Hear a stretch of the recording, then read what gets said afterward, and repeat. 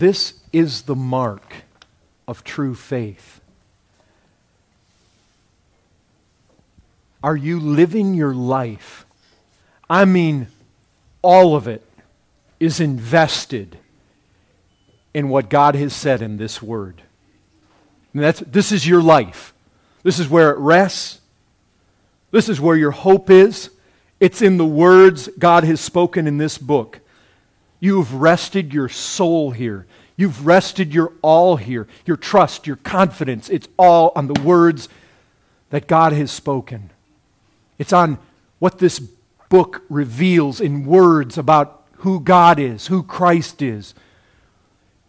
Your trust is there. Your rest is there. You live your life banking on the realities of this book. You're not like John 2. You're not like those that crossed over, the vast majority of them, with whom God was not pleased.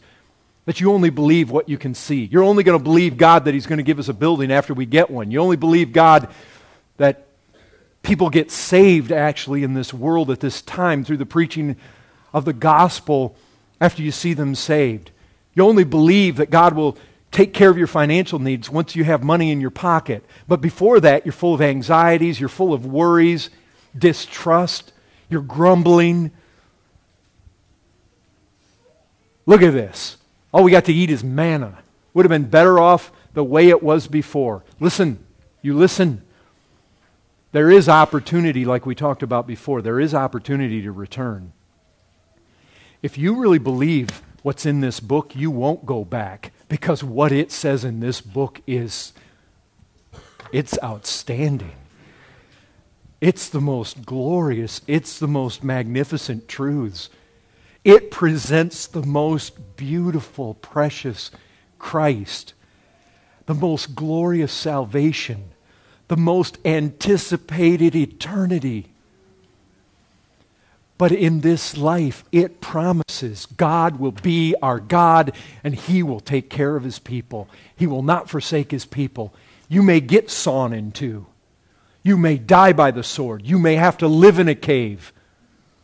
But you can do it trusting the Lord. Brethren, we are people who are called believers for a reason. I mean, make decisions in your life that put God to the test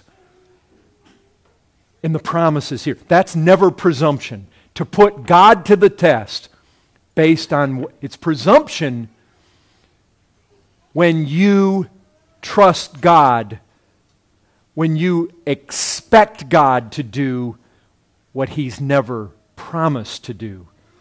Those people that went into Canaan after they were told not to, that was presumption. Jesus Christ, if He would have jumped off the pinnacle of the temple, would have been presumption.